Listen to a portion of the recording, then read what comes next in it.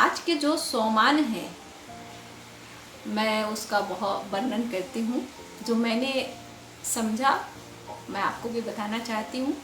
आज जो हमें सोमान मिला मुरली से, पहला है मैं आत्मा स्वदर्शन चक्रधारी हूँ। जब हमारे अंदर के विकार खत्म हो जाएंगे, हमें अपने पांचों स्वरूपों का जब अभ्यास हो जाएगा और हम पूर्णतः आत्म स्वरूप में स्थित हो जाएंगे, तो हम इस सोमान को आराम से धारण कर सकते हैं। दूसरा सोमान है मन मनाभव भव, मतलब है कि अपने मन को कंट्रोल करके बिल्कुल आत्म स्वरूप में स्थित हो जाना और भगवान के संग मीठी मीठी बातें करना। तीसरा है मैं आत्मा शांत स्वरूप हूँ, क्योंकि जैसे ही हम योग से जुड़ते हैं, ज्ञान से जुड़ते हैं, वैसे ही हमारे जीवन में शांति आ जाती है।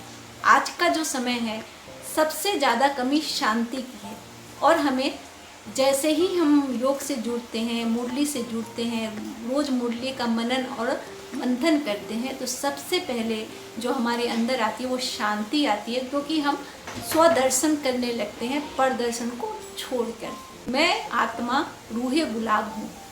रूहे गुलाब बनकर दूसरों को खुशबू देनी है।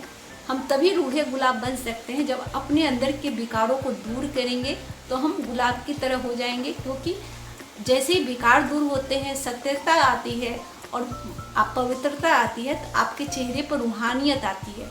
तो बाबा हमें हमेशा ऐसा ज्ञान देते हैं कि हम उसको धारण करने के बाद रूहानियत से भरपूर हो जाते हैं। तो मैं आत्मा रूहे गुलाब हूँ, मैं निश्चय बुद्धि हूँ। अगर आपका मन बिल्कुल परमात्मा पे टिक गया और हर कर्म करते हुए अगर परमात्मा की याद रही, अपने बाबा की याद रही, तो इसका मतलब है कि आप निश्चय बुद्धि हैं और आपका मन बिल्कुल टिका हुआ है। दुनिया से परे, देह से परे, बिल्कुल अविनाशी रूप में, बिंदु रूप में चमकते हुए सितारे की तरह। मैं आत्मा सौभाग्यशाली हूँ। अगर बाबा से हमारा जुड़ाव हुआ है तो हम तो सचमुच में बहुत सौभाग्यशाली हैं। माने परमात्मा ने हमारा चयन किया है, यह बहुत बड़ी बात है। यह बात अगर दिमाग में रखेंगे तो खुद को हमेशा सौभाग्यशाली समझेंगे।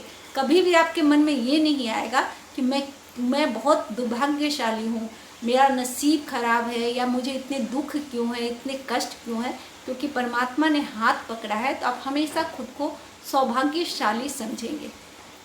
मैं आत्मा प्योर चमकता हुआ डायमंड हूँ। तो चमकता हुआ डायमंड मतलब कि है कि एकदम अपनी रूहानियत से इंसान चमकता है।